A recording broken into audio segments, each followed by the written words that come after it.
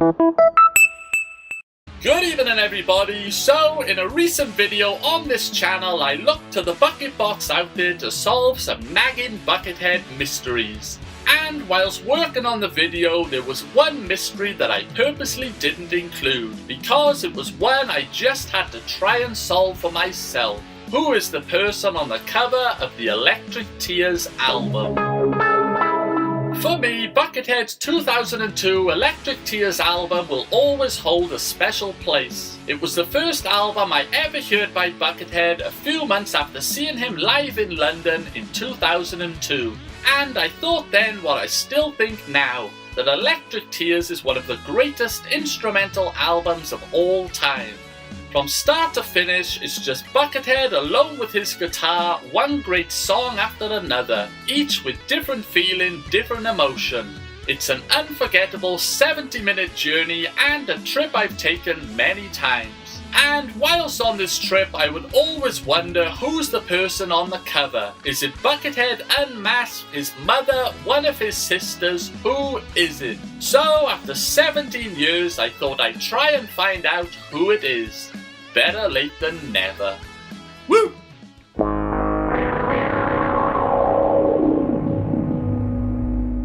The first thing I did was invert and color correct the image in Photoshop, and I was not expecting it to be this clear. Clearly it's a woman, so that rules it out being Buckethead, and having seen photos of Buckethead's mother and sisters, this person didn't appear to be one of them. So next up was to contact the apparent photographer of the image, credited as Russell Mills. I went to Russell's website and found some of the album covers he's designed, and although it doesn't show the Electric Tears album, it does show the album Arcana, which Buckethead features on with Bill Laswell from 1997. And I was pleasantly surprised to find that it shows Buckethead's 2012 album Electric Scene, the sequel to Electric Tears. So the covers were apparently designed by the same person 10 years apart. So I sent an email to Russell expecting never to hear back. You've got mail. And then a few days later I got a reply, and after exchanging several more emails, this is what photographer Russell Mills had to say about the Electric Tears cover. The lower section of the album cover shows a photograph of a human skeleton, which I took in the life drawing studio class around 1974, almost 45 years ago at the Royal College of Art in London. The photo has been flipped upside down and inverted into a negative. The woman's head on the front cover came from a batch of photographs captured in Tokyo, Japan in 1990, where I was installing a multimedia installation called Ember Glance with musician David Sylvian. In the early 1980s I had a Sony Trinitron portable TV, which had its channel selector buttons on the top of its set. I discovered that if I held my fingers down on several channel selector buttons simultaneously, images from those channels would scramble with each other, thereby overlapping, producing a strange ghosting effect. I would sit in front of the TV with my standard 35mm camera, with fingers playing on the channel buttons, snapping randomly. The resulting films would be processed and I'd wait to see the results.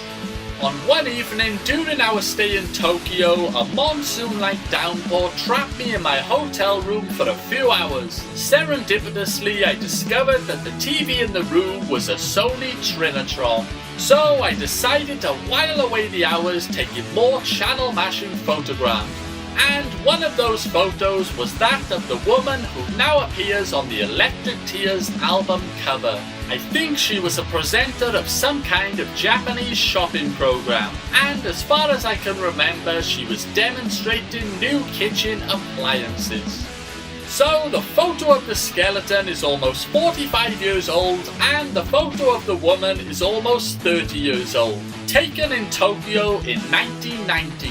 12 years prior to the release of Electric Tears in 2002. And of course, most of you Buckethead fans out there know that Buckethead has a love for all things Japanese. And although Buckethead himself isn't aware that the photograph is of a Japanese woman, it seems like it was just meant to be. A perfect fit for the perfect album.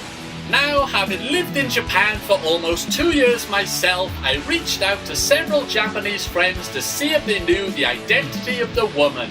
And unfortunately, they didn't. One did seem to think that it was Princess Masako. However, even though Masako-san didn't become the princess until 1992, it's hard to imagine that she was on TV selling kitchen appliances. After all, someone in a royal family would never marry a TV star or actress, would they? I, Megan, take you, Harry, to be my husband. To be my husband. So that's the story of Buckethead's album cover, Electric Tears. Despite not knowing the identity of the woman, the origins of the image and cover are more than enough to make up for it. And now that the story is out there, it seems only a matter of time before one of our Japanese friends is able to identify the woman.